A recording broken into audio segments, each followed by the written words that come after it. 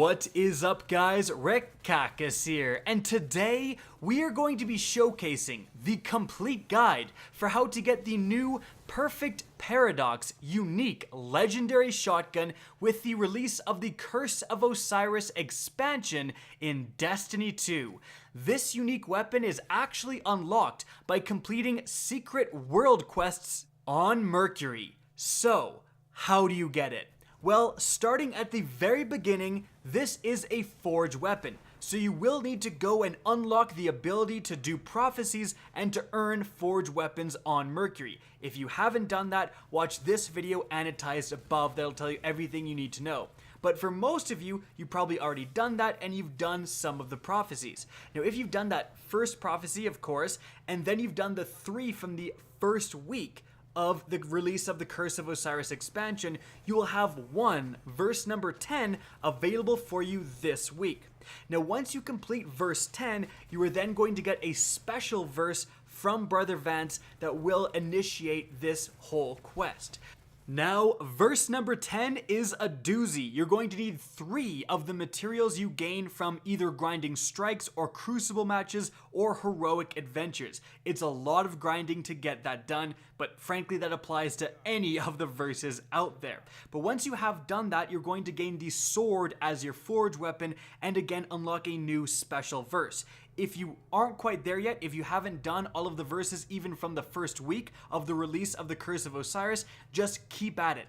Keep doing verses and completing those forged weapons until you are at the halfway point, until you've done 5 verses, and then that should unlock the perfect Paradox quest.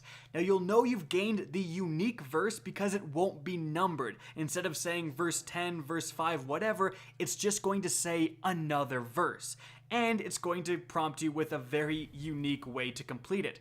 The first thing you're going to need to do is a brand new world quest that will appear as soon as you grab it from Brother Vance. This new world quest is called Legends Lost, and it does have a recommended power of 300, so if you're a newer player, maybe wait for a bit. But this quest is rather simplistic in its design. Firstly, once you accept it, you're going to be prompted to go into the Infinite Forest. Pretty much go through this as normal as you've been doing, likely for the strikes of verse number 10 you just had to grind. But going through the Infinite Forest, the one thing that I will mention is that it has a lot more daemons than normal. Yes, daemons, not demons. They're going to be more similar to the heroic adventures if you've done any of those. So expect to not be able to run through all of this. You'll have to stop and kill enemies every once in a while. Once you do reach the other side of the randomly spawning Infinite Forest, you will be prompted to jump around the top of this area and scan different Vex confluxes, eventually leading to one big burst of light where a bunch of Vex are spawning and you have to kill all of them to eventually finish this world quest. It is 300 light, so you may want to grab a friend, but frankly this is something I think is very soloable. I didn't find any of the enemies insanely hard. There was no very powerful bosses. Now, as soon as you complete this world quest, your prophecy will instantly update and have a lot more requirements to beat it, unfortunately. You're going to need 2 of each of the following rare materials.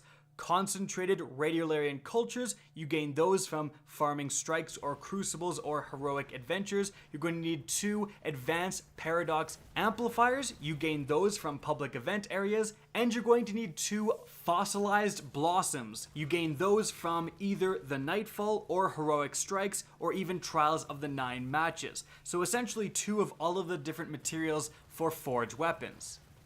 And there is no way around this. This is a heck of a grind. So, for the concentrated Radiolarian Cultures, I would just recommend doing heroic strikes. If you don't have the Fossilized Blossoms, which a lot of you guys will because they're available in Nightfalls and they weren't used for any of the prophecies up to this point, you can obviously do those immediately, but if you're missing those, you can get those and the Radiolarian Cultures done at the same time when doing strikes. Now, aside from the blossoms, which we'll just randomly get in the blue form, The Radiolarian Cultures and the Paradox Amplifiers you will also gain in their green forms. So most often when you do a strike, you're going to get 1 to 2 of the green Radiolarian Cultures. You're then going to have to, once you get 10, go back to Brother Vance and he will convert that into the rare material that you actually need for this prophecy. However, remember, seriously guys, remember this. For whatever reason, Bungie made it so that you can't carry more than 20 of these green items. So if you have 20 green Radiolarian Cultures, you won't get any more. You're going to have to go back to Brother Vance and turn those into blues. I don't want you guys wasting your time in strikes or public events when you're not paying attention and seeing that you already have 20. That's a huge waste of time, so definitely be checking that. And even when you get 10, it might be worth upgrading so you can just worry about grinding after that point.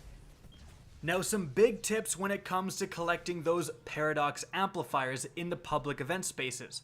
Not only public events give you Paradox Amplifiers. Anything in the public events that really give you loot, like the normal chests that you can find all over those maps, also like the high value target reward chests, those will also have a chance to give you green and even blue Paradox Amplifiers. So it's much more efficient to go in these public spaces like the EDZ, go from place to place, and of course do those public events. But I would highly recommend putting on a ghost that can detect different chests that are nearby. In fact, the green one, the EDZ one that you automatically get for doing the campaign, put that one on. It detects any chest within 30 meters on the EDZ. Great for farming the Paradox Amplifiers.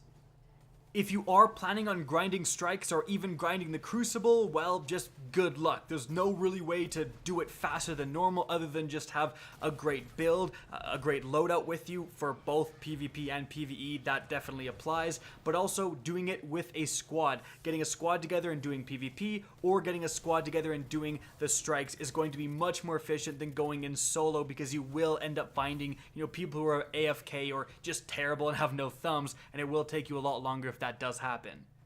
Alright, now after hours of grinding, frankly, you will eventually have all of the materials, so use all of them in your inventory and complete this prophecy. Now once you do that, it will instantly update, giving you another quest step. This time, it is the second half of the Legends Lost world quest, this time called Not Even the Darkness. Again, you will simply accept this quest and then go into the Infinite Forest. Just like last time, there's a lot of daemon areas, so you will have to kill those enemies. You can't just run through. Well, you can run through a lot of the areas, but not all of them, so be prepared for that. Now once you do finish the Infinite Forest section of this world quest, you will go into the dark future of Mercury. Here you simply go from Vex Conflux to Vex Conflux, eventually leading to a big fight. But note that there's going to be a lot of enemies here. A lot of enemies. Now you're not actually prompted to kill any of them. You could technically ignore them and just do the objectives. But the way future Mercury is laid out, it's very open. It's very, very easy to just get sniped by hobgoblins. So you definitely want to take a little bit of extra time, especially if you're doing this solo, and kill those enemies before you go to the confluxes. But there are a lot of basic enemies. It shouldn't be too difficult. Once you do go to the final few confluxes, things may be a little bit more difficult. Maybe save up a super or some rocket launchers with cluster bombs, because you will have a massive minotaur that does spawn. You have to take them down, and then a actual surprising amount of normal enemies, as you can see me face in the background gameplay here. So maybe have some extra rockets for that, or again a super, because if you're just trying to hold out at this doorstep while the quest is completing and opening the next point, you are going to be taken down. There's so many enemies there, if they start shooting at you, there's just no way you can survive. Now once you do kill those enemies, or somehow find a way to survive or go invisible or whatever you need to do, once you kill these enemies, you then are allowed to go into Saint-14's tomb. Yes, the actual tomb of the famed Saint-14. Really, really cool area. Like, I wish they did more stuff like that. It's an awesome addition to the lore as well, because Saint-14 is such a big part of the Destiny lore. It's very, very sweet to see him here. Now, once you do gain access to this location, your ghost will have a little bit of dialogue, and then you will just automatically complete this quest. You will then be prompted to go back to Brother Vance. You talk to him just one more time, and he makes your prophecy forge ready. Take it over to the forge and forge it, and you will get the Saint-14 shotgun. This is a deadly looking weapon. It's very, very fast firing. It has deep ammo reserves, so it's automatically full auto, and it has rampage. A shotgun with rampage, allowing it to kill an enemy, gain more damage, stacks up to 3 times. That seems very, very useful. So it's definitely, I think, going to be a weapon I utilize a lot in PvE.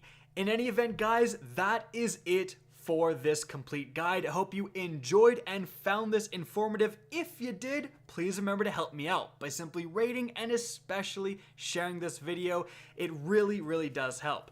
Guys, if you want to see more Destiny 2 content similar to this, don't be afraid to slap that subscribe button. If you guys want to get in touch with me and keep up to date with the latest channel activity, the best way is to follow me on Twitter at RickCactus. That's linked in the description down below, as is my Twitch channel, which you can also follow. Again, I hope you enjoyed the video, and as always, have a good day.